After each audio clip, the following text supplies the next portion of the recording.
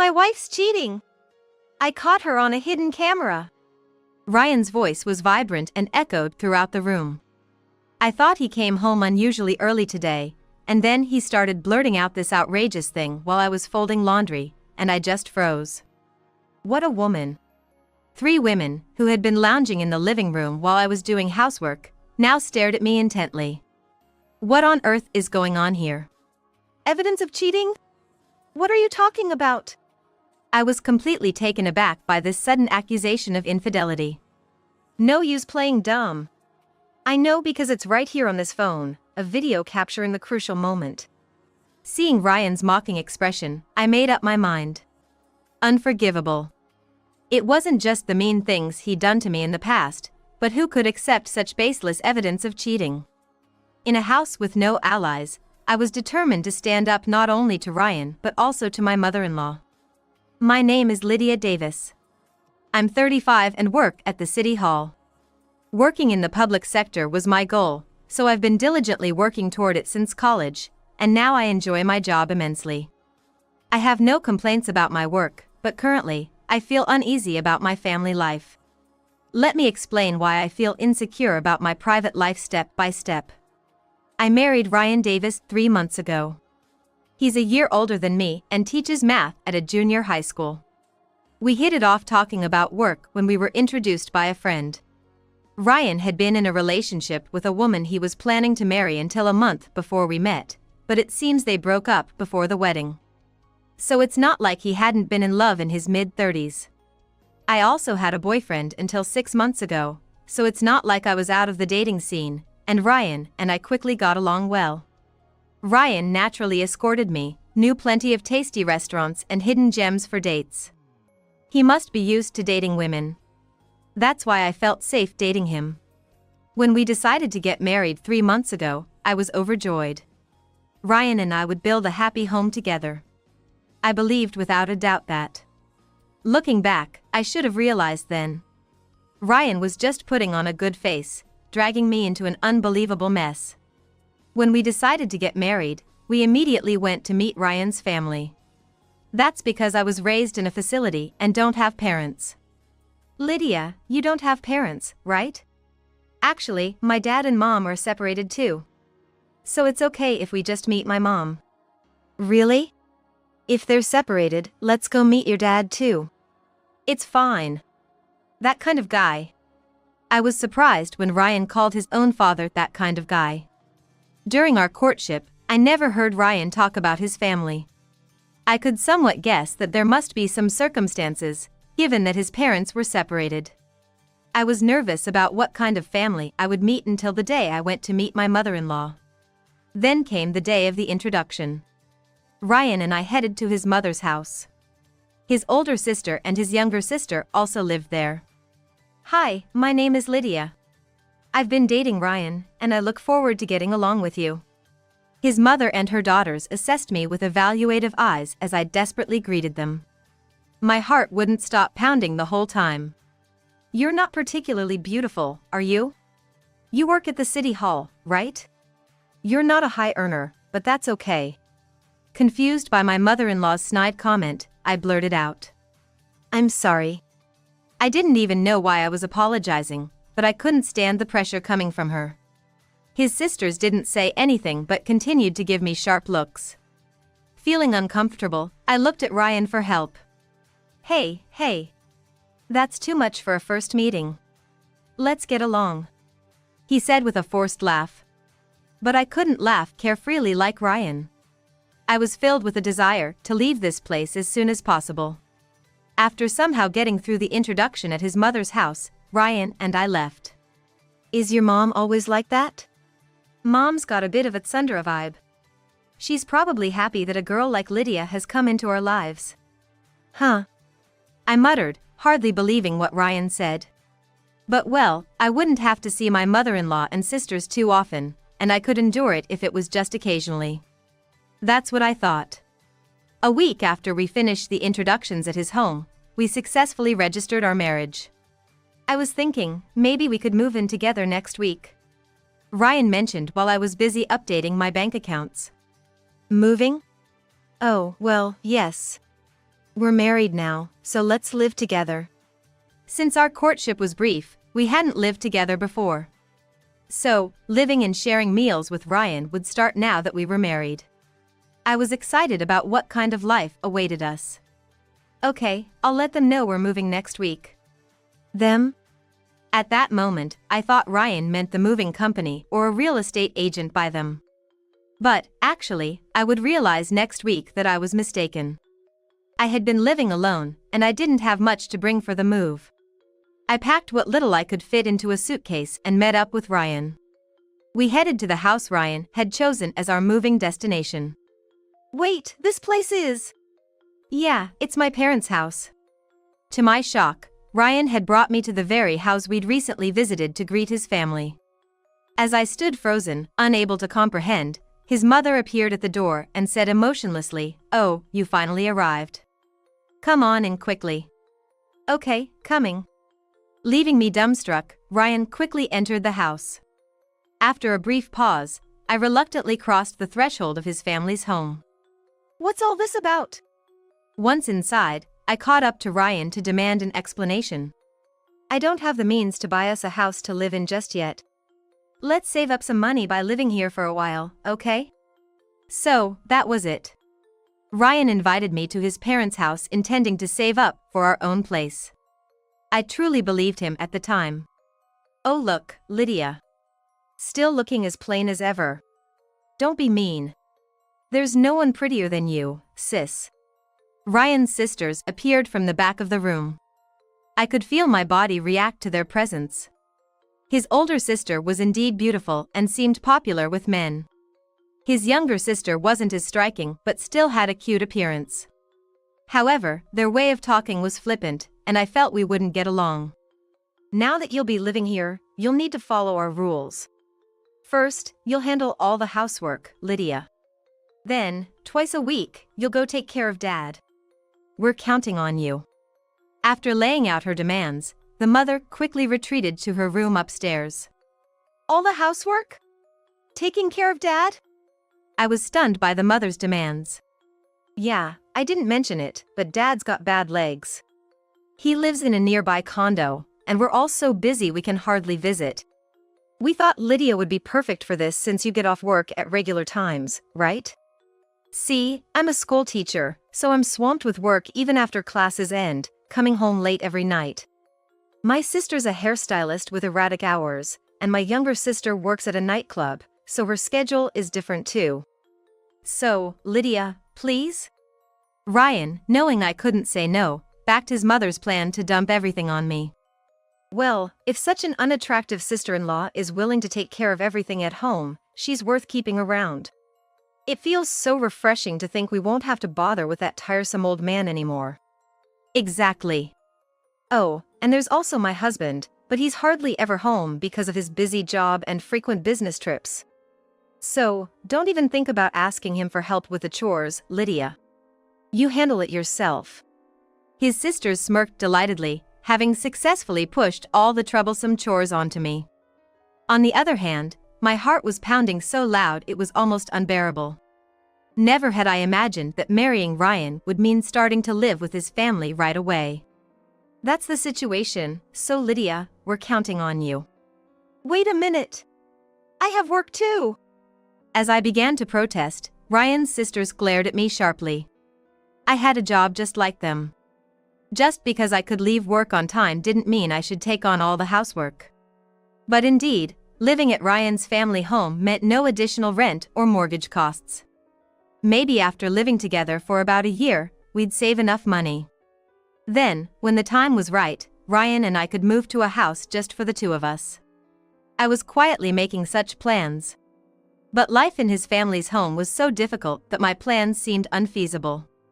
Lydia, you didn't take out the glass bottles yesterday, did you? Yesterday wasn't glass recycling day. I don't care about that. Just take them to the recycling center. I wondered why it was so important to dispose of glass bottles, as my mother-in-law scolded me in a sharp tone. Internally, I thought she might as well do it herself if it was that crucial. Did you iron my clothes? There were still wrinkles. The stew is burnt. I can't eat something this bitter. My sisters-in-law kept finding unreasonable faults. This is like being Cinderella, bullied by my evil stepfamily. Ryan, seeing my distress, did not offer to help. He seemed determined to stay out of household matters. My brother-in-law, as I was initially told, was often away on business trips across the country and rarely showed up at the house. It's been 3 months since I married Ryan. Lately, my mother-in-law has been nagging me about not having children yet. She must think that children should come immediately after marriage, which is a biased view.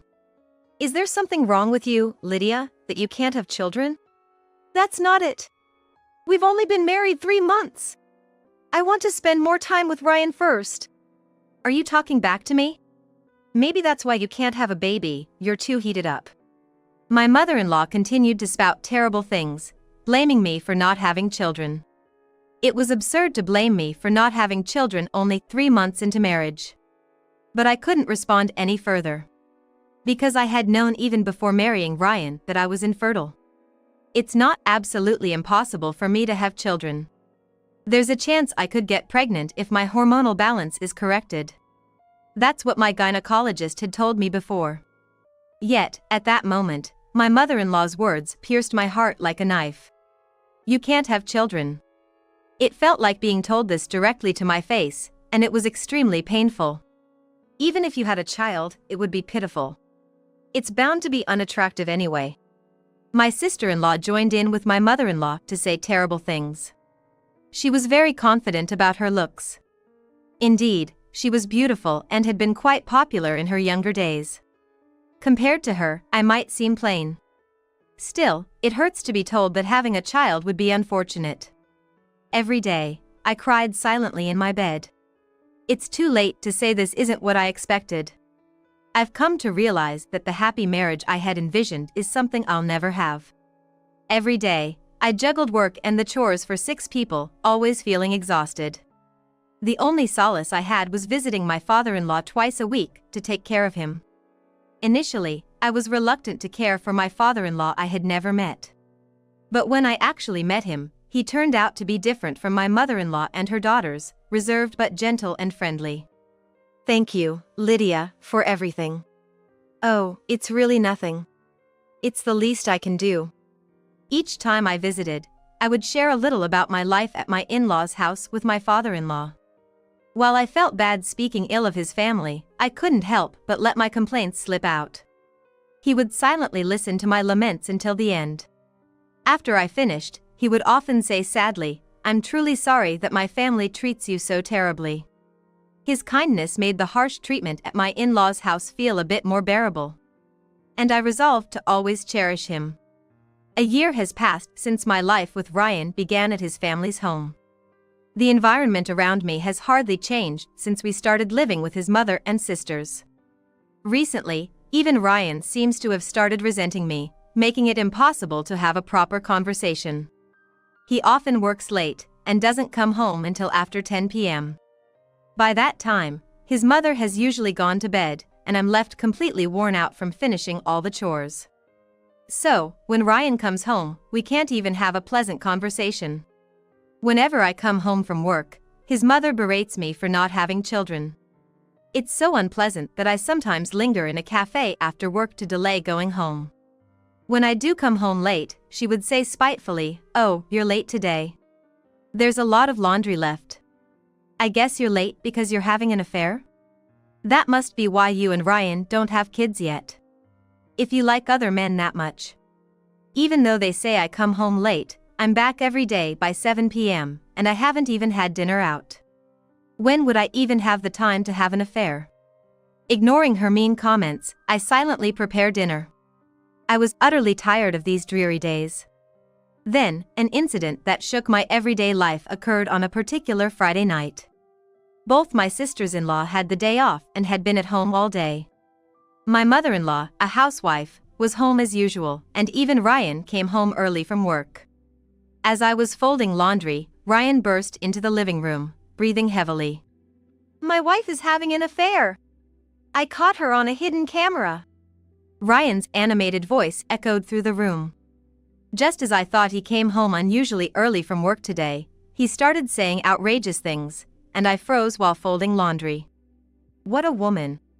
The three women who had been relaxing in the living room while I did the chores gave me a piercing look. What on earth is this all about? Evidence of cheating?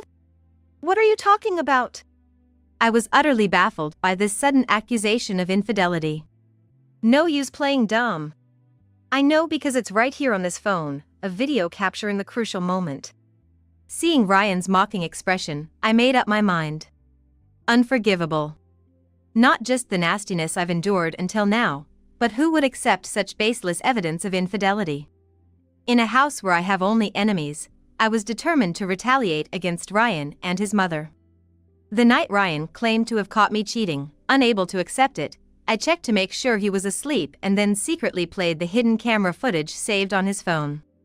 The camera was showing our living room. The very fact that there was a hidden camera inside the house made me feel a chill. What is this? I was stunned by what the footage showed. Ryan had said he caught me cheating, but the video revealed something unbelievable. I quickly sent the video to my own phone.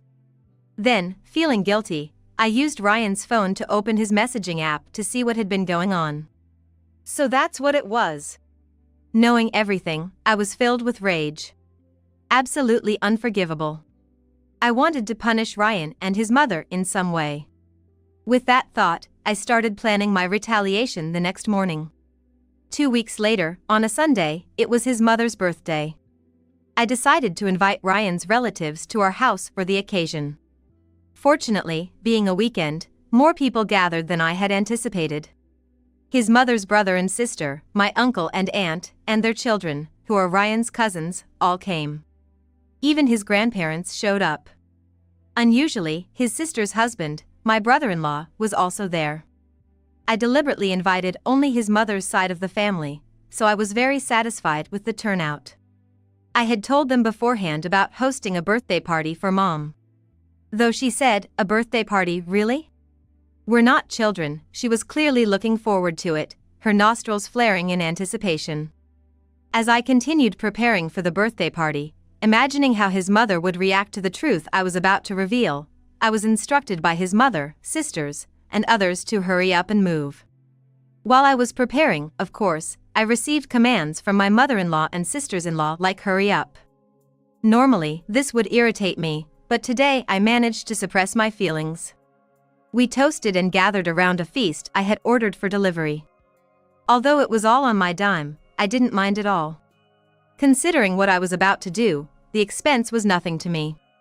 As the birthday party was coming to a smooth close, I knew my moment had arrived. I cleared my throat with a cough. Now, it was time for my counterattack. I reminded myself and took a deep breath. The reason I gathered everyone here today is not just for any reason. There's a video I want everyone to see. I stood up and opened the laptop I had prepared in advance. What's this? Ryan exclaimed, puzzled. Ignoring him, I played the video.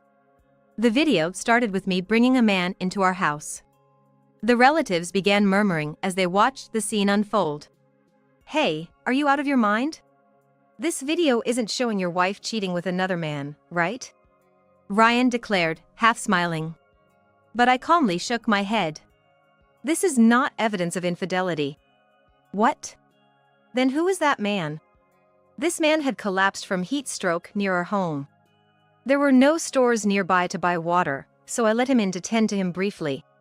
Indeed, what Ryan had claimed as evidence of cheating was actually a video of me caring for a man who had suffered from heat stroke. That day, my mother-in-law was out. And my sister-in-law was asleep in her room. My other sister-in-law was nowhere to be seen. Unintentionally, I ended up alone with a stranger. But, of course, I had done nothing wrong. After giving the man some water and letting him rest, he recovered and soon left. He was very grateful and even offered a thank you gift, which I said wasn't necessary but accepted anyway. This is what the camera captured, leading Ryan to hastily accuse me of infidelity. Heat stroke? You think that excuse is going to fly? Ryan yelled, but the video clearly showed that I was only helping the man, as I had said. I thought Lydia was telling the truth. That's right.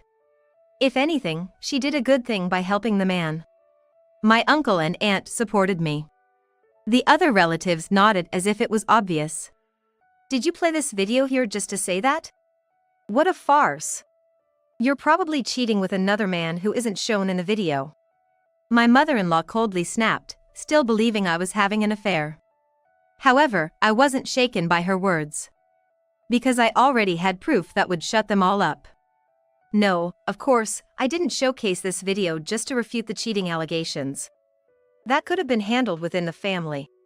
There's another piece of evidence in this video that I want everyone to see. Another piece of evidence? What are you talking about? Ryan shrugged, clearly confused. Ignoring Ryan, I continued to play the video. In fact, after I had helped the man and he had left, the recording continued for a long time. I fast-forwarded through the uneventful scenes in the living room until I reached a certain point, then resumed playing at normal speed. The screen consistently showed me doing household chores in the living room. It looked like an ordinary day. What exactly are we supposed to be looking at here?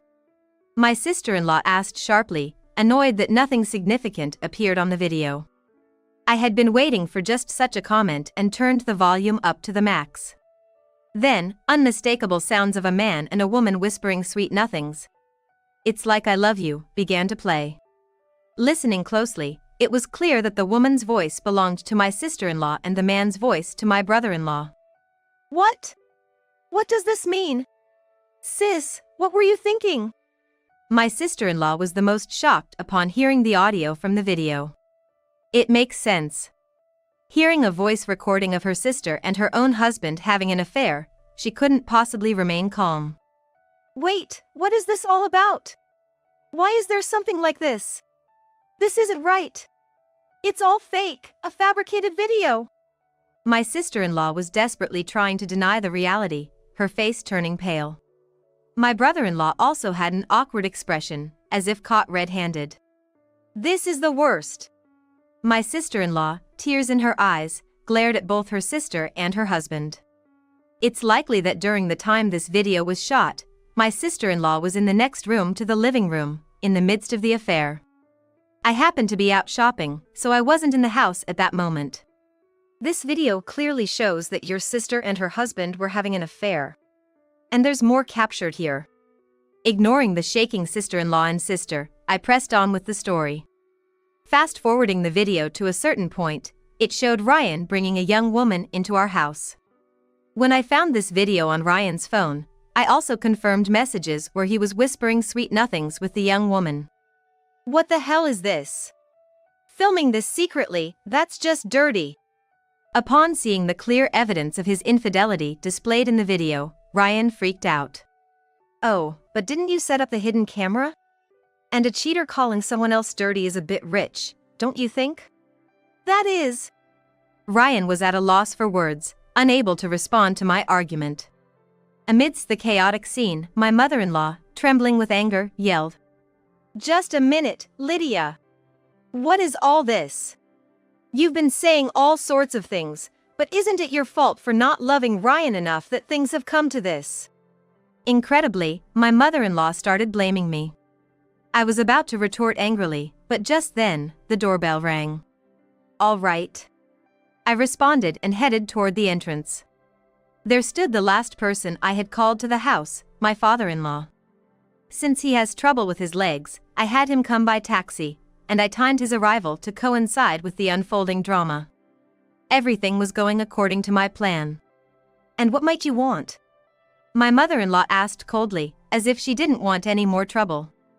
Visibly nervous, my father-in-law looked around the room and then said in a low voice, "I am going to divorce you." Huh? The mother-in-law was taken aback by the sudden declaration of divorce. Ryan and the others were also startled, not knowing what to make of it. But I knew this would happen. The father-in-law had already expressed his desire to divorce her to me beforehand. What do you mean, why divorce now? What my mother-in-law didn't realize was that my father-in-law had a considerable amount of passive income, and she feared losing access to it if they divorced. It wasn't because she loved my father-in-law. We both understood that, so he said coldly, "Now?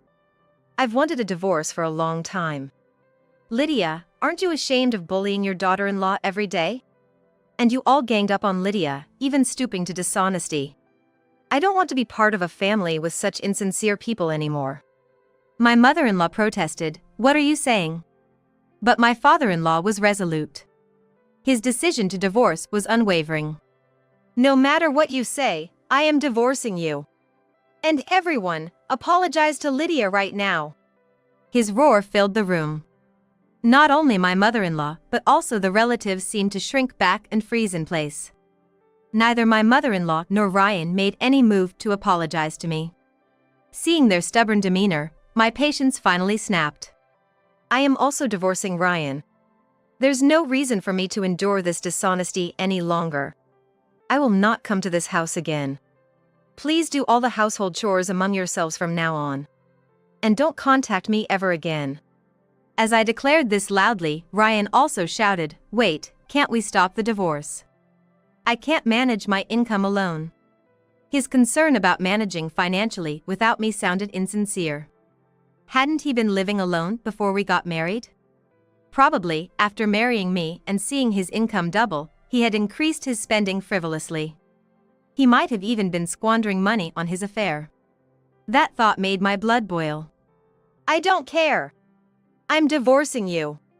I have no desire to be involved with a man who cheats and doesn't even apologize. Goodbye." I stated firmly and left the Davis residence with my father-in-law. "Thank you for coming today." No.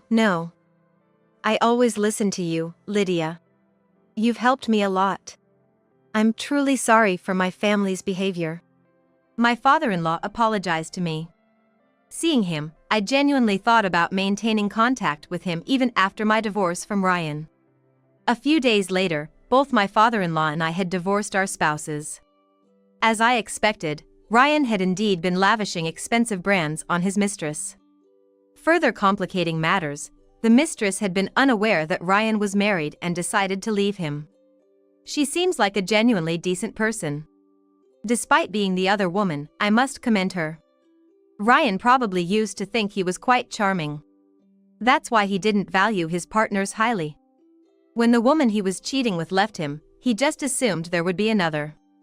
But Ryan's despicable nature could no longer be hidden. Now abandoned by both his mistress and me, Ryan seems lost. He had accumulated debt by overspending on his mistress. Unaware of this at the time of our divorce, I now feel it was right to leave him. Bankrupt, Ryan now works tirelessly from dawn till dusk to repay his debts. I heard that my sister-in-law also divorced her husband and now lives separately from my mother-in-law and other sisters-in-law. After such an ordeal, it's natural she'd want to leave that house. I was told by my father-in-law that an oppressive silence hangs between the remaining family members, my mother-in-law, sister-in-law, and Ryan. Their home feels like a wake every day. Furthermore, it seems my mother-in-law and sister-in-law had been recklessly spending the money, relying on my father-in-law's passive income. Now that he's gone, my penniless mother-in-law has been forced to find work, and my sister-in-law is swamped with daily shifts. They are paying the price for having exploited others while easing their way through life. I feel extremely relieved. I literally never want to have anything to do with Ryan and his family again. Saying goodbye to that hellish life has filled me with a great sense of liberation. Back living on my own, I've started learning about coffee as a hobby. My father-in-law is interested in as well, so we occasionally take lessons together.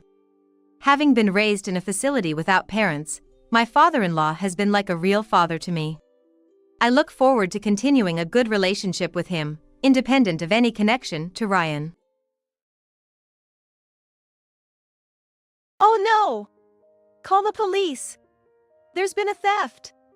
After returning from my mother's 60th birthday celebration, I noticed the $12,000 watch my mother had gifted me was missing. I told my husband, John, to call the police because we had a break-in. But he said, "Don't. It's definitely here in the house." "Don't. It's definitely in the house?" What does he mean?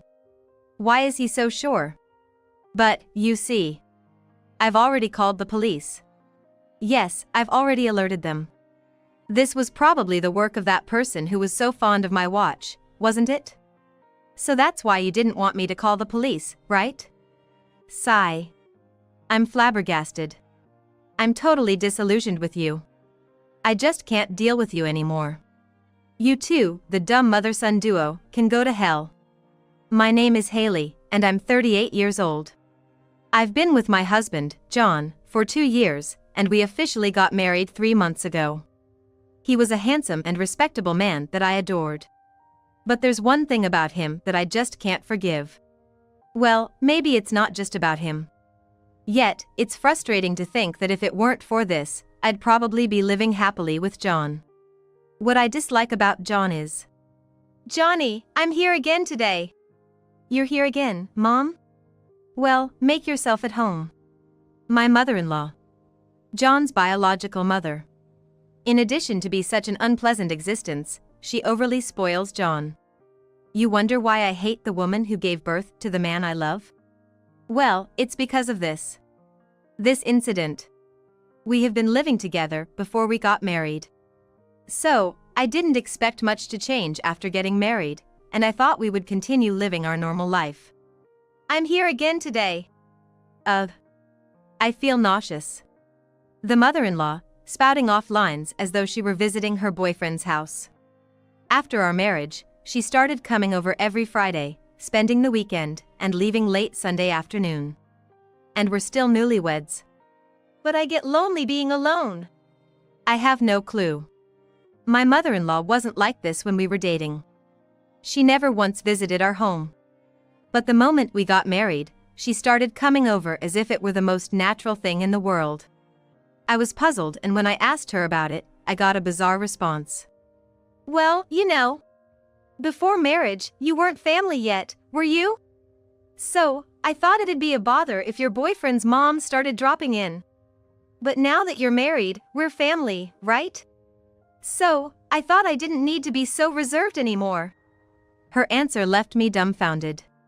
What on earth was she talking about? I vented my frustrations to my husband, John. Well, we're newlyweds, and we'd like to spend the weekends alone, right? He understood my feelings and spoke to his mother on my behalf. Even though his way of addressing it was like, Mom, we're newlyweds, you know? It's a bit much that you come over every week.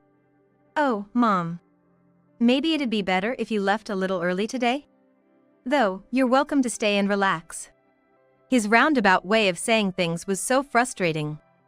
I didn't know if he didn't want to upset his mother or what, but he wouldn't give her a firm no, which made me feel irritated listening to him. Maybe I should have put my foot down. But I hesitated to complain about my mother-in-law since we're newlyweds. For the long haul, it might sour our relationship. Yet, it's infuriating that she shamelessly visits our home every single week. What's more, she bosses me around, which cranks up my anger. Hey, Haley. I am a guest here. Be a good host. You. As soon as I finish eating, clear the dishes. Or what? Are you expecting your guest to do chores? How disrespectful of a daughter-in-law you are. Despite calling me family since I married John, she sure talks strange. If we're family, she could at least clean up after herself. But even John seems to be taking the same stance as his irrational mother lately. Well, this is my house, and Mom's a guest. I am building a new household after all. My husband, who agrees with his mother instead of standing up for his distressed wife. He even began saying things like, Mom came all the way here, switching trains and all. It must be hard on a woman over 60. Let her rest a bit. If that's the case, wouldn't it be better if she didn't visit every week? I almost retorted. But I swallowed my words to avoid a fight. That's right. I've come all the way here by train because I wanted to see John. So, you better take good care of me. If she wants to see John that badly, she should just call him to her place. I wish she wouldn't involve me. What a headache these two are. Lately, I've given up. There were days when I used to cry, thinking, even though we're newlyweds. I've complained to John. But he would just say, well, you see. Mom brings all these gifts every time she visits, right? So, don't be so hard on her. True, every time she visits, my mother-in-law brings a gift. Hearing only that, one might think, what a conscientious woman! She's so considerate. But I believe there's a different motive behind it all. The gifts my mother-in-law brings are all, my husband, John's favorite things. And she always hands them directly to him, never to me. Here, John. I brought you some more gifts. You love these snacks, don't you? Eat as much as you want. She always says something along those lines. It's as if she's deliberately excluding me from her field of vision. And of course, John is delighted to receive his favorite treats. He grins from ear to ear and thanks her. Thanks, Mom. I was just craving this. Your choice is always spot on. He exclaims, all excited. My mother-in-law shoots me a sly grin. She knows I'm annoyed, yet she keeps doing these irritating things on purpose. What's her game? While I'm increasingly frustrated with my mother-in-law's antics, John has accepted her weekly visits. He falls for her strategic moves, hook, line, and sinker, and she grows more confident with each successful manipulation. I keep wondering why I ever married John. These thoughts are becoming more frequent. I once loved him so much, but now I can't see him as anything other than a mama's boy who grosses me out. I'm seriously considering divorce, but my mother's 60th birthday celebration is coming up. A celebration, especially for my own mother. I can't possibly consider divorce at this point, with such a joyous event right around the corner. It would cause so much concern for everyone. So for now, I bear with it, swallowing the bitter pill every day. And in the meantime, this dumb parent-child duo's rampage has only escalated. One day, as always, my mother-in-law showed up. Haley! Hey! We're out of beer. Why didn't you bring more? What an inconsiderate woman. Bring me a new one now. And don't forget the snacks. When did I become her servant? Or maybe a waitress? Sighing heavily, I complied with my mother-in-law's orders. Suddenly, I heard her excited voice. Curious, I headed to the living room with the beer and snacks and saw. Look, John! Isn't this a wonderful watch? Just perfect for me, don't you think? I love it! To my horror, she was wearing my watch. This watch was very precious to me. My mother gave it to me as a gift for my 20th birthday. And what was more, it cost $12,000. My mother must have saved up so hard. I grew up in a single-parent household and we were never well off, but my mother had been saving for this day, telling me, I've caused you so much trouble. I've been saving for this day. I felt extremely displeased when my mother-in-law, without asking, took and wore such a cherished item. It was completely inappropriate for her to take it from the watch box on the chest of drawers without my permission. Stop it, please. This is a precious watch that my mother gave me as a gift. When I told her to stop, my mother-in-law went ballistic. What? I'm the one wearing it right now. What do you mean, stop it? You think you, as a daughter-in-law, can control what I do? I simply can't understand why she would say such a thing considering she took my stuff and put it on without asking. When I was dumbfounded, my mother-in-law, for whatever reason, made a demand with sparkling eyes. Oh, this watch is really nice. Looks expensive too. Give it to me, won't you? I had just told her it was a precious watch my mother gave me as a gift. Nevertheless, the audacity of her to ask for it so insensitively was beyond me. This is truly something important to me. I absolutely cannot give it to you. I expressed a firm no. Then, my mother-in-law, like a child throwing a tantrum, whined. No! I want it! Give it to me! I was appalled at her childish act in such an embarrassing way. I've told you several times, this watch is really important to me. And do you know it's a $12,000 watch? I can't just hand it over like that. When I said that, her eyes sparkled even brighter. $12,000! I want it even more now! I regretted telling her the price.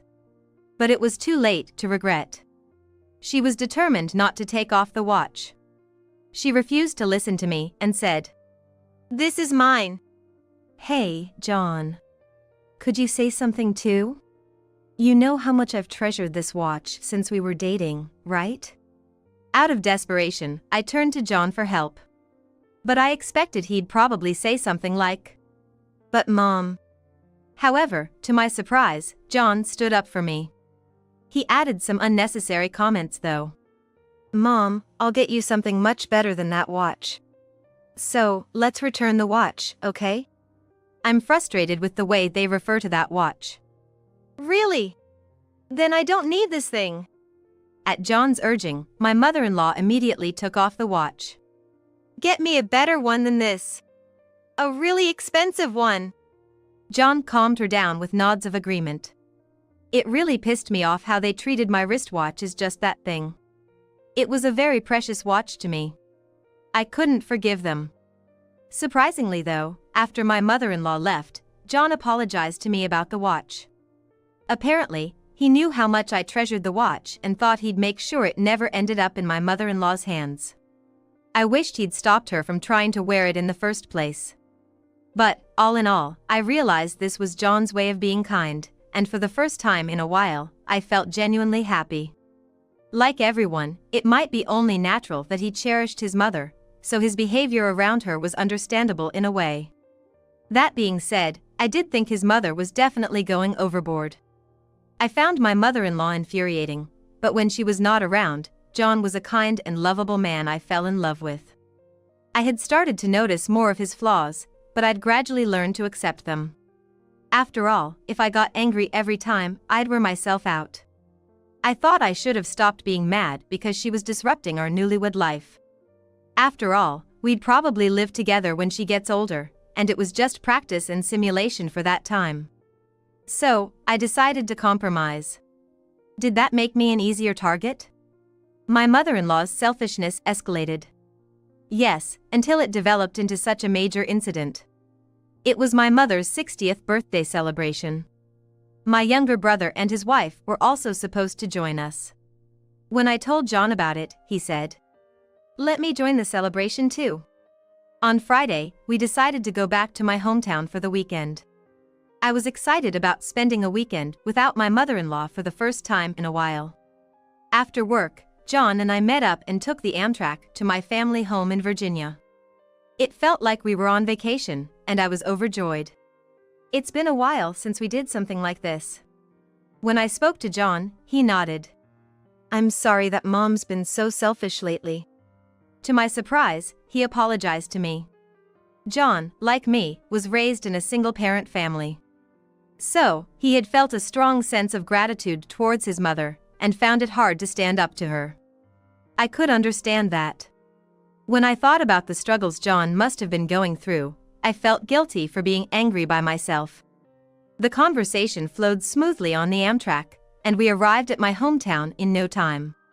My brother, living in the hometown, came to pick us up and we headed to our family home. My family home, my mother and my brother, it had been a while. I enjoyed myself for the first time in a while, forgetting all about my mother-in-law. I must have been under a lot of stress lately. Apparently, I was really enjoying myself. After celebrating my mother in grand style, the day to return came around quickly. Even on the Amtrak home, John and I had a lively conversation and enjoyed the afterglow. Then, we returned home. And... What? No way! Somehow, my wristwatch was gone. I'd never worn my wristwatch in my private time. So as to avoid losing or breaking it when I was heavily drunk, I didn't wear it intentionally. I had no idea what was going on. There was no sign of a break-in. Just my wristwatch was missing. My precious wristwatch. I was thrown into confusion. Why my wristwatch of all things? I was confused by what happened to me. In despair, I bursted into tears. Just calm down for a moment. While we were out, my wristwatch went missing, but for some reason, John seemed calm. But there was no way I could stay calm in this situation. What are you saying? Call the police. It's a robbery, I said, asking to call the police. Then John's expression changed completely. Stop it. I'm sure it's in the house. Huh? Definitely in the house. What does he mean? I couldn't believe my ears. Why is he so sure? As I was puzzled, he said, "Wait a moment," and went somewhere to make a phone call. I didn't understand. But I thought it might be somewhere, so I searched the whole house. But I couldn't find it. It was definitely stolen. While I was feeling down, John finished his call and came towards me. "My mom is coming over now." "My mother-in-law? Why now of all times?" When I said, "Now's not the time for this," John hung his head in silence. He looked like he wanted to say something, but what could it be? While I was thinking and searching for my wristwatch, my mother-in-law arrived soon. "Gosh. What's the hurry to call me over? I was in the middle of shopping, you know." "In the middle of shopping?" "I'm sorry, Mom. But as I told you on the phone, Haley's wristwatch is missing. You've been in the house all along, right? I thought maybe." "Been in the house all the time." "What? Wait a minute. What do you mean by saying that my mother-in-law has been in the house all the time?" When I hastily asked, my mother-in-law answered with a laugh. "I've been staying here as usual while you guys were out." "What? Staying here? Why?" It didn't make sense to me at all. While I was gaping, John started to make a rushed excuse. You know, it would be troublesome if something happened while we were away, right? We're newlyweds, and someone might come to congratulate us unexpectedly. It'd be a big deal if a burglar came in. That's why I gave Mom the key. Plus, she said she wanted to clean the house as a thank you for letting her stay over every week. I was truly mad at what he was talking about. Why didn't he inform me in the first place that my mother-in-law was at home? My head was reeling, all I could manage was a startled, "What the heck?" Then, John just continued making excuses. "Haley, you must have been so looking forward to celebrating your mom's 60th birthday, right? I didn't want to dampen your mood by saying anything. You know, you're not particularly fond of my mom. So, I realized this guy was hopeless. It was pointless to talk to him. Whatever, I don't care anymore." As I mumbled this, John tried to justify his actions again, droning on and on. But I couldn't take it in anymore. I regretted even considering revising my opinion about John. I genuinely felt I couldn't be with John anymore. Then, with exasperation at John, I turned my anger toward my mother-in-law. By the way, she had been fond of my wristwatch. I was sure it was her who stole it. "Let's just put aside the fact that you were in the house without my knowledge." As I said this, my mother-in-law opened her mouth. "Why do I need your permission to be in John's house? Are you stupid?" I wanted to snap back. "You're the stupid one." But I held back and shot back with a question. "Where's the wristwatch that was here?" As I asked, my mother-in-law replied with a deceitful smirk. "Haha, who knows? Maybe you lost it somewhere." As I explained that I never wear it in my personal time and I always keep it here, my mother-in-law lost her cool. "If it was so precious to you, you should have kept it on you all the time." That defiant came back. I hit back without missing a beat. "So, you're saying you took my wristwatch without my consent?" To my question, my mother-in-law stayed silent, but after a while, she started grumbling just like John. "Well, John didn't buy me a wristwatch.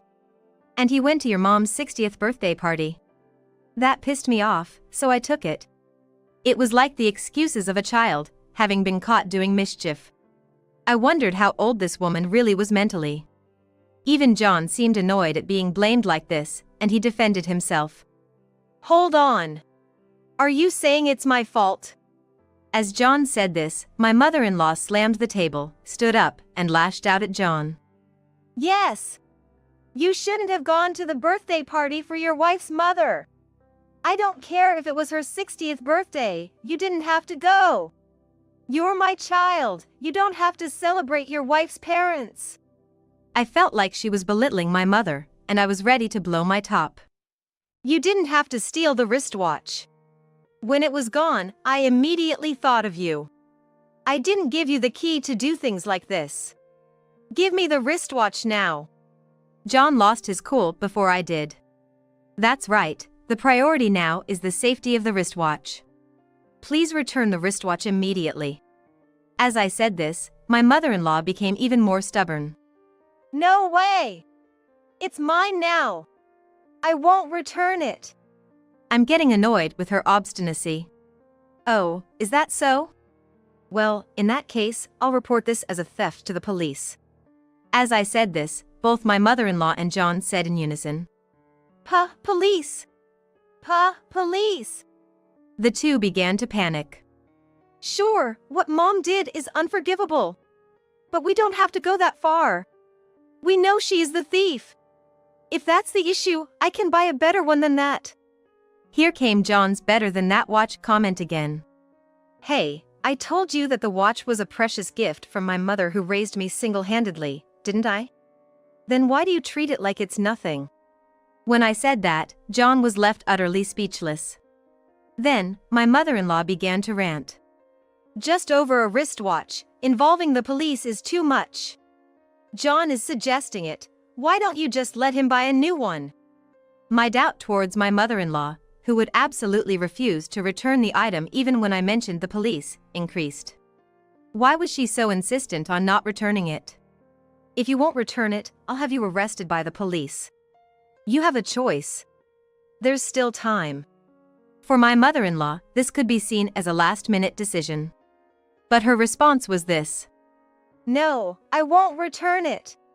And it's ridiculous to call the police. I won't let you call the police.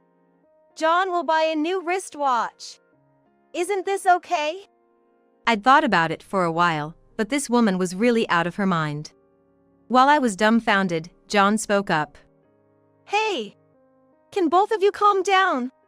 Mom, return the wristwatch to Haley. Haley, don't call the police. If anything, I'll buy you a wristwatch. What? Both of them were crazy. It was becoming such a hassle. I won't return it. I absolutely will not return the wristwatch. At this point, my mother-in-law still insisted on not returning it. I just couldn't handle it anymore. I'm seriously going to explain to the police that my mother-in-law stole it. When I, exhausted, said this, the two tried to stop me again. We told you to stop. The two were shouting, and I retorted. Even if you say stop, I've already called the police. What? Actually, I had already reported it to the police. What's going on? As the two were panicking, the doorbell rang. It was the police. Wait! Why are the police here? When did you call them? Brushing aside the screaming too, I let the police into the house. Then everything went quiet. Watching the two shrivel up in front of the police, I thought, serves you right. And then the police began to question the two. The two, trembling, looked pitiful. My mother-in-law was, of course, arrested. John, who had given the key to his mother, was questioned thoroughly to see if he had not participated in the crime. In the end, he was found innocent, but he was completely exhausted and even had some gray hairs. Then, John apologized to me many times, who shed tears in front of me and said, I'm really sorry. But there was no way I could forgive him. I want a divorce. I firmly said. What? Why? Why, indeed? Did he think he did nothing wrong? While I was being treated like a servant by my mother-in-law, you were inviting her to our home every week. You treated my precious wristwatch like it was nothing. You let your mother into our house without consulting me when I was away. And you stubbornly tried to stop me from calling the police for this case. These are my reasons. When I told him the reasons why I wanted a divorce, he started with his typical excuses again. Listen, I can't handle you making excuses like that. It was really fun when we were dating, and I loved you. But when your mother gets involved, I realize that you're a hopeless mama's boy. When I said this, John fell silent. If I stay with John, I'll be reminded of your mother even if I don't want to, and I hate that. So, let's get a divorce. John simply said, I'm sorry. And agreed to the divorce. And that's how I was released from these fools. By the way, the reason why my mother-in-law was so adamant about not returning the wristwatch to me was because she broke the wristwatch. It seems she had put it on in high spirits and went out, and during her meal, she got drunk and hit it hard somewhere, causing it to crack. I couldn't return it because I thought you would make me pay for it if I returned it broken. It cost $12,000 after all. So, I got scared. If she had just returned it calmly, it wouldn't have turned into such a big deal. What an idiotic woman. The broken item was taken by the police as evidence, but I was reassured that it would definitely be returned to me. Of course, my mother-in-law will have to pay for the broken part. As a result, all the savings she had accumulated disappeared all at once, and she seems to be wringing her hands wondering what to do with her life after being released. As for John, it seems that the rumors were flying around his workplace after someone saw the police entering our house, saying he divorced his wife because he was abusive. He acted high and mighty and got involved with the police. Because of this, he had a nervous breakdown and quit his job. Now, he's busy job hunting. Also, his relationship with his mother has deteriorated significantly due to this incident, and I heard that they are almost estranged now. His mother lives a lonely and humble life, unable to afford luxuries, and John is having a hard time finding a job. By the way, I'm sure some people are curious about when I reported to the police. The truth is, it was during John's phone call with his mother when I called the cops. I was beside myself with worry, so the moment John left, I contacted the local police station. When I was told, it will take about 30 minutes to arrive. The shock of having my wristwatch stolen and the thought of waiting for such a long time really got to me. But when I realized the culprit was the stepmother, I was determined to grill her thoroughly. I was surprised that they indeed arrived in roughly 30 minutes. By the way, the police officer told me one thing. In cases of family disputes, the culprit might resort to violence with weapons like a knife. Be careful not to provoke them. Indeed, it was my good luck that it didn't happen. This experience made me reflect, and I want to grow even more as a person. I can't get back the time I spent with John. But it's also a fact that I learned a lot from this incident. I'd like to make use of my experience and move forward to a bright future with the precious wristwatch I got from my mom. My name is Alice. At 34, I'm a housewife sometimes turned like a pest hunter, spending each year at our country home, which, with the slightest change in climate, seems to multiply its insect population. I was once able to unabashedly scream, "Bugs, scary! Yuck!" But now, having crossed the age of 30, I stoically whack them down without a flinch. Impressive, isn't it? I've indeed become tough. Now, I want to share a story about how I confronted my own sister, who harbored an unrequited love for my husband. This was a few years back when I was still in my 20s. After a long hiatus, a middle school reunion was organized where I reconnected with Bobby, my childhood friend who lived in my neighborhood. When we first started school, it was Bobby, my younger sister Julia, and me who used to play together. But over time, Bobby drifted away from us, fueled by that typical boyish sentiment of feeling embarrassed to play with girls. In middle school, Bobby's family moved away, and we grew apart even more. So, when I finally talked to him at the reunion, I was quite nervous. But as an adult, you have strong allies. Yes, I'm talking about alcohol. Oh, my dear liquor. Fueled by the power of alcohol, Bobby, whose tongue had also been loosened by a few drinks, and I found ourselves chatting as if we had never been apart.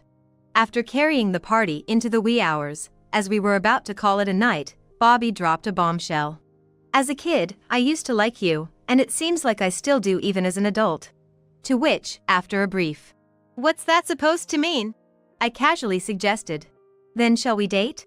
And that's how our relationship started. It goes without saying that I laughed my head off when a sober Bobby was rolling around on the floor, questioning himself. "Oh God, did I say too much? So embarrassing. Was I too pretentious?" It's kind of amusing when the person you like is unbearably embarrassed, especially when you're the reason for it. No offense to him. Soon after, we decided to get married quite smoothly. We visited each other's parents to announce our upcoming marriage and our plans to live together, which was scheduled to happen 6 months later. We thought it would be wise to live together before getting married to get accustomed to each other's lifestyle. Being childhood friends, our parents were already familiar with each other. With no issues from either side, we thought it was a done deal. But, to our surprise, a problem arose right in my own house. The incident happened when Bobby came over to our house to announce the news over a family dinner. "Hey, I'm home." With that dispirited voice, my sister came back from work. As soon as she saw Bobby sitting at the table, her surprised look instantly turned into delight. "Bobby? What are you doing here?" Bobby looked a bit embarrassed, glanced at me, and I took over to explain. "Well, we've been dating for about half a year now and we've decided to get married. We invited Bobby over today to share the news." I thought it was right for me to explain this to my own family. The moment I did, my sister's face soured as if she had eaten something bitter. "I see. I'm tired, I'm going to bed. Good night." With that, she hurriedly went to her room and slammed the door shut. I glanced worriedly at Bobby, wondering if she had upset Bobby somehow, but he smiled back at me reassuringly. "I don't mind. Just to clarify, my sister isn't always like that. Something about my marriage or moving in together seemed to bother her. Even our parents didn't have any issues, so what was it that was bothering my sister so much?" Confused by my sister's reaction, I kept wondering whether I should confront her about it after Bobby left. As I was about to go take a bath, I bumped into my sister in the hallway. I was at a loss for words, met by her glowering gaze. "I can't believe you are going to marry Bobby. I've always liked him too. I'll never forgive you." My sister stormed off, stomping her feet in fury as if to scatter the wrath of hell. I was left stunned by her unexpected confession. "Wait, are you serious? You liked Bobby?" I shook my head, feeling like I was in the middle of a daytime soap opera. After a sleepless night of turmoil, I finally came to a conclusion. Even if my sister likes my fiancé, is there a problem? After all, Bobby and I are already engaged. If Bobby liked my sister, that would be a different story, but he doesn't. More importantly, if she's liked him since childhood, she should have told him much earlier. It was her fault for not conveying her feelings, and it's misplaced to blame me. I fully expect a lot of flack from her, but I'll try to handle it with all the patience of an older sister. Although it's a pretty heavy situation, I decided to be positive about it. However, I am left wondering whether to tell Bobby about this. Because it would mean revealing my sister's feelings to him. But if I don't tell him, every time he comes to our house, he'll end up having a bad experience like yesterday, without knowing why. Considering him as an involved party, I decided to explain everything to him. "If anything happens, let me know. I might not be able to do much, though," Bobby said, looking concerned. "Well, it's a sister's issue. If my sister tries to attack me, maybe I'll ask you to be my shield." "Hey, don't joke about it." I laughed. And so, we decided not to think too much about it. Neither of us wanted to change our decision to marry, and it's not an issue that can be resolved by persuading my sister to understand. So we chose to let it be. That was our decision. After that, as expected, my sister's hostility towards me increased drastically. On the first day, when I got into the bathtub after her, the hot water had been drained. Haha, it's no big deal, there's always the shower. Honestly, I even have the luxury to joke about her petty attempts to annoy me. However, hiding my makeup and wallet before I leave for work was quite frustrating. I don't have time to go on a treasure hunt in the morning. I frantically searched while trembling at the thought of being late. Thanks to that, I barely avoided being late for work twice in a week, earning cold stares from my boss who said, "You seem to be slacking off with your wedding approaching." "I won't forgive her, no, I'm the older sister, I'll forgive her, no, I won't forgive her." I was torn. At first, my parents didn't know about my sister's pranks, but they seemed to notice something was off after she started hiding valuable items. "Why are you doing such childish things?" My mother scolded my sister. Well, she seemed to take it as nothing more than annoying, but the real issue was my father. Shortly after my sister was born, my mother fell ill, and my father had to take care of my sister, who was still a baby, for a few weeks. He tends to favor my sister, or rather, dotes on her more than me. In essence, he's like a mother who's had the experience of raising a child. I can't say I don't understand his feelings. I also found my sister, who grew up in tough times, adorable. When it comes to experiences where I felt outmatched by my sister, well, there's a story from our childhood. I remember once, I wanted to go to the amusement park, while she kicked up a fuss about preferring the aquarium. In those situations, Dad would just say, "All right then, we'll go to the aquarium." Mom was the type to ensure she asked me, "Are you sure about the amusement park?" I don't have bitter memories due to Dad's favoritism for my sister, but I think I would have felt quite inferior if Mom wasn't so considerate. Plus, back then, my friends used to say things like, "My older sister is the favored one." So I didn't think much of the imbalance in affection. Perhaps it's due to my inherently optimistic personality. I used to say things like, "I'd love to see someone who can make me feel down." But this time, Dad blatantly sided with my sister. Apparently, she has been saying that I stole her boyfriend, and in Dad's mind, Bobby is already the terrible man who toyed with both sisters.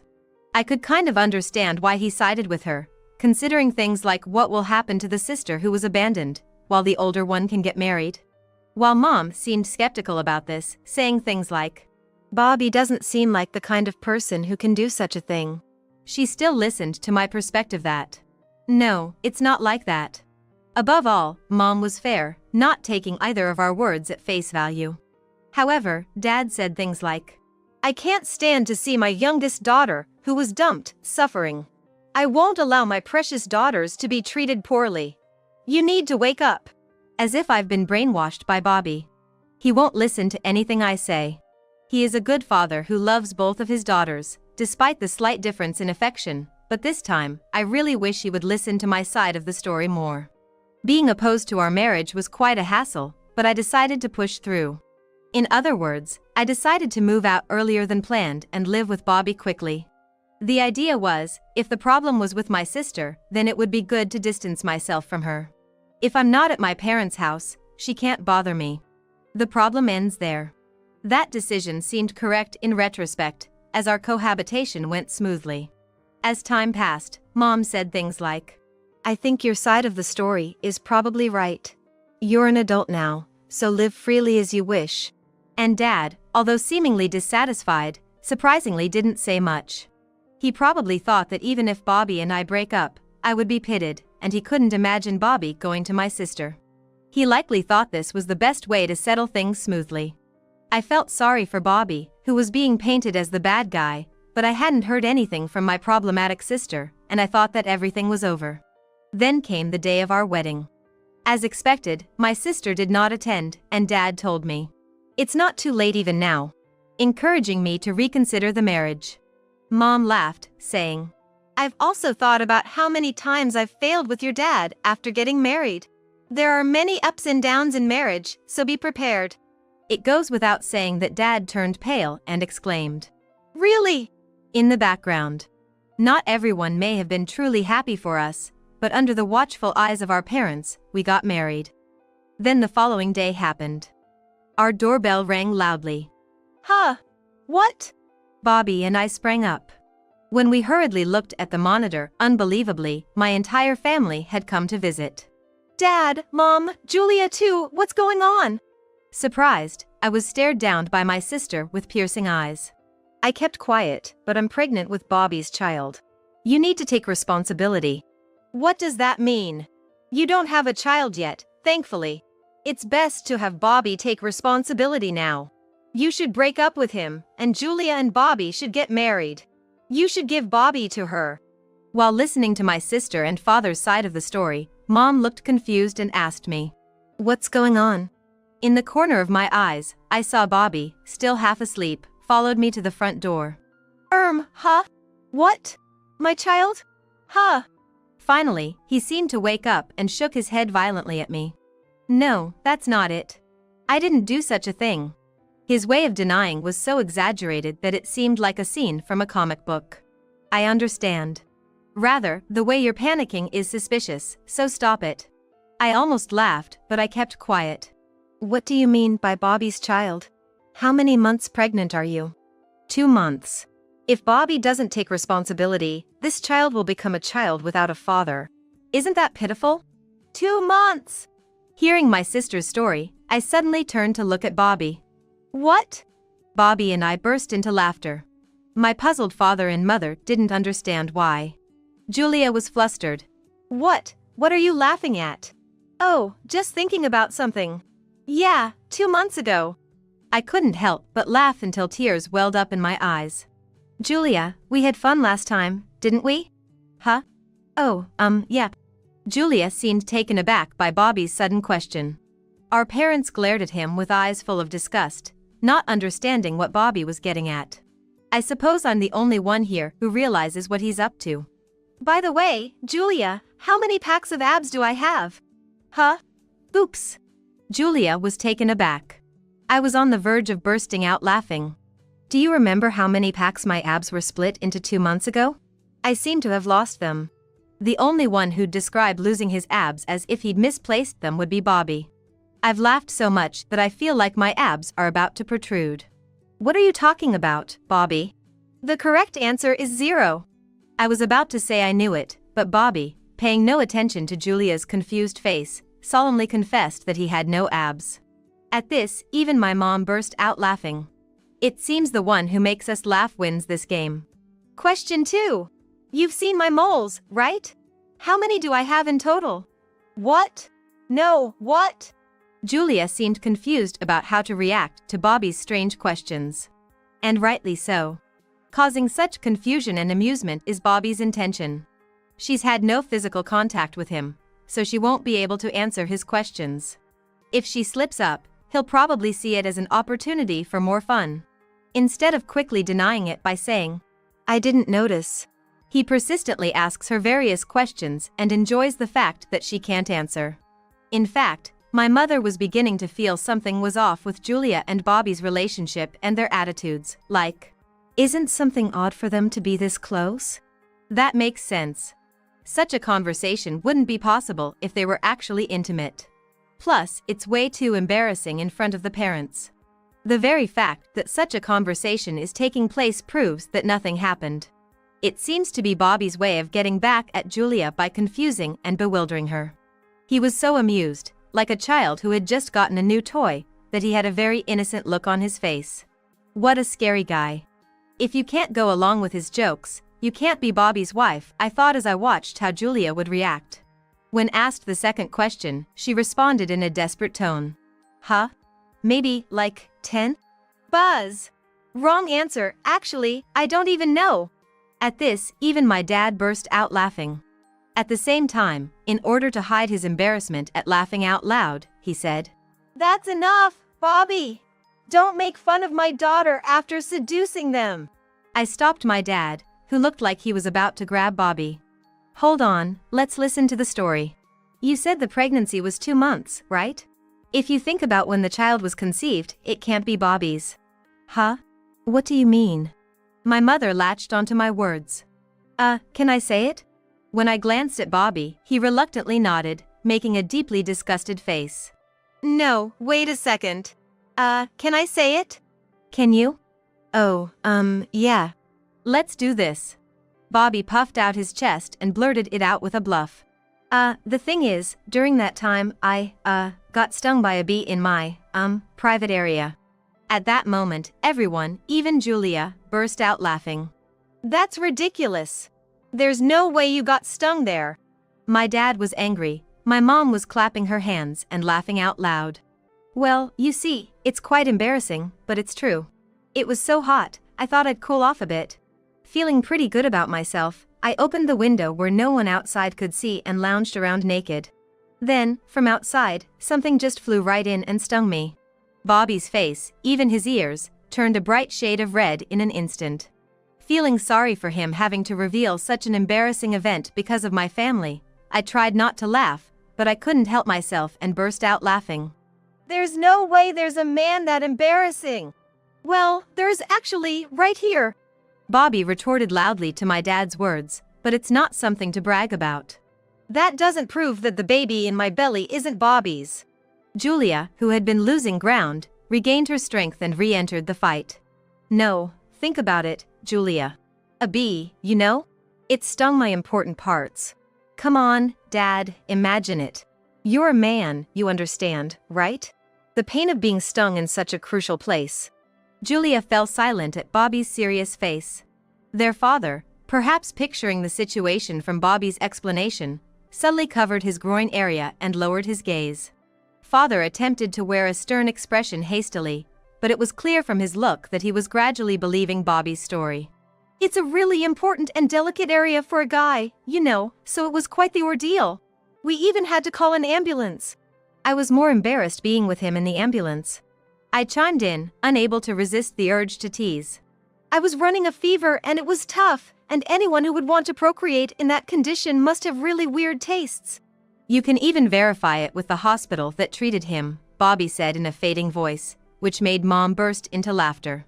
Bobby, I remember you used to take off your swim trunks while playing in our pool back in the day. Let me see where you got stung. Mom, laughing her head off, energetically approached Bobby with waving hands. No! It's already healed. There's no evidence left. There's no way I'd show you. For some reason, he didn't cover the relevant area but a totally unrelated spot on his chest and tried to escape from Mom's hands. Looking at this scene, it seemed like Mom fully trusted him. I was relieved. It seems like Bobby, on the other hand, isn't going to be able to breathe a sigh of relief just yet. Yeah, I can sympathize with that as a guy. He wouldn't lie about something so embarrassing. There's no need to confirm with the hospital. At that moment, Dad looked at Bobby with a compassionate gaze, as if respecting his dwindling pride. It was an expression I had never seen before. Ironically, it seems like understanding from the same sex came more swiftly due to the unfortunate area of the sting. I wondered if this fell under the phrase blessing in disguise. Meanwhile, I addressed Julia, who was standing there dumbfounded. Listen, no matter what kind of silly lies we are told, neither Bobby nor I are going to get a divorce. I think you're the one who's going to end up feeling worse and worse. You may not believe me, but I really want you to be happy. After all, you're my only sister. The moment I said that, Julia opened her eyes wide. Shut up! Shut up! Shut up! I've had enough! I don't like Bobby anymore if he's going to side with you. As Julia grew emotional and tried to lunge at me, Bobby swiftly pushed her away. I don't care if I'm not liked. It doesn't matter because I love Alice. I think of Julia as a precious childhood friend and sister-in-law, but I will never see you as a lover, not now, not ever. If you continue to lie like this, I'll stand up to it. Because I'm Alice's husband, and I will protect Alice with everything I've got. I felt like I was going to cry. This was a side of him that I couldn't imagine seeing when he was muttering weird things like, I might be done for, the world is against me. After being stung by a bee. I couldn't help but think my husband was so cool. Watching us, Dad said to Julia. Julia, if you're really pregnant, show us your medical history or something. Upon hearing this, it became clear that the only reason our parents had believed in Julia's pregnancy was her word alone, without any evidence. I love my parents who believe in their children without doubt, but it seems like their kindness backfired this time. Mom also told Julia, if it's a lie, you need to apologize to them. Julia bit her lip and trembled. Enough! No one is on my side. I don't care if you regret it. With that, Julia, her eyes welling up with tears, stormed off. Dad tried to follow her, but Mom stopped him saying, let her be. She needs to cool down. Then, 2 weeks later, Mom forcibly took Julia, who still insisted that she was pregnant, to an OB/GYN. But as expected, there were no signs of pregnancy. There was no sign of any disease either. She was diagnosed as a very healthy adult woman. Mom and Dad apologized to Bobby. We're sorry for the trouble and for rashly doubting you. We should have trusted you, Bobby, as we've known you for a long time. Please take care of Alice. They also apologized to me. We're truly sorry for making you go through such an unpleasant experience. To be honest, I don't blame my parents because I hadn't told them about the worsening relationship with Julia. The fact that they are parents who believe in their daughter without suspicion might raise some eyebrows from society, but it is reassuring for a daughter. After all, they are irreplaceable. They are my precious, one and only parents. Everyone makes a mistake or two. This time it just happened to be my parents, strictly speaking, Dad. I seem to have suffered from his favoritism towards Julia again, but considering the great debt of gratitude I owe for raising me so well, I decided to forgive him. After all, without these parents, I wouldn't have grown up so happily, nor would I have met Bobby. My younger sister, out of embarrassment due to her exposed lie about being pregnant, got angry and said, "I'm done with this family," and stormed out of the house. Before, our dad, who was always lenient on my sister, would have run after her, but this time he remarked, "It might be better for her and us to have a cooling off period." Mom said, "After what she's done, it can't just be excused as a teenage crush. If she can't apologize sincerely when she comes back, she's not welcomed home," making her stand clear. I can't imagine my sister, who was seething in anger, apologizing sincerely to us. Mom seems to share the same thought. In other words, this was pretty much disowning her. Fast forward 7 years. My sister did apologize and returned home once, but ultimately, she was officially disowned and kicked out. Why? Because my sister, who initially seemed humbled, got heavily drunk at the end of that year and caused trouble. She snuck into Bobby's bed while he was sleeping and seduced him, saying, "Aren't you tired of your sister yet?" Bobby, thinking he saw a ghost, let out a scream so loud it could have led to a neighborhood complaint. That scream woke not only me but our parents too, and that's how the incident got exposed. My sister, who was really drunk, rambled something like, "But you always look so happy with Alice. It's not fair. Can't you share a little bit with me?" Of course, that's out of the question. We would never do such a thing. At this, I had had enough and flew into a rage. Bobby was shaking like a small chihuahua, while our parents, displaying an unprecedentedly terrifying expression, disowned my sister. Especially our dad, who used to be affectionate towards my sister, expressed his disgust by saying, "I don't remember raising a daughter who would assault a man in his sleep." That's a moment I will never forget. Once she sobered up, my sister apologized repeatedly, but Dad sternly rejected her, saying, "Actions you take when drunk reveal your true feelings. We can't trust you anymore." So, tearfully, my sister left home. On the other hand, shortly after surviving this tumultuous year-end, I found out I was pregnant for the first time. Since then, I've been popping out babies quite consistently. Now, at 34, I'm a mom to 4. 2 of them are twins, so technically I've only been through childbirth 3 times. They're nearly the same age, so every day is like a carnival at home. Left alone, the walls are filled with crayon scribbles like some kind of art exhibition, and Bobby and I, armed with cleaning supplies, race around the house on Sunday mornings. Our youngest is going through the terrible twos, resisting clothes, toothbrushing, toilet training, etc. It feels like, "What do you want me to do?" But when I see the sleeping faces of my 4 angels, I forgive everything. My parents also, not just their first grandchild but each of the continuously born little angels, seem to feel the same way, and often come to our house to help with childcare. Bobby is also supportive of childcare, and thanks to that, he always gets his hair pulled when he gives piggyback rides, and he is now worried about his thinning hair. But he handles it all with a smile, showing how much he loves our kids. I'll keep it to myself that he shouldn't worry about thinning hair, because with his promotion and increased salary, he can afford a good hair growth treatment. Seeing Bobby troubled by hair loss seems interesting. After all, I want to see all kinds of sides of the person I love, for better or worse. He. Our home is far from calm and quiet, it's extremely lively, even chaotic at times. But right now, I am very happy.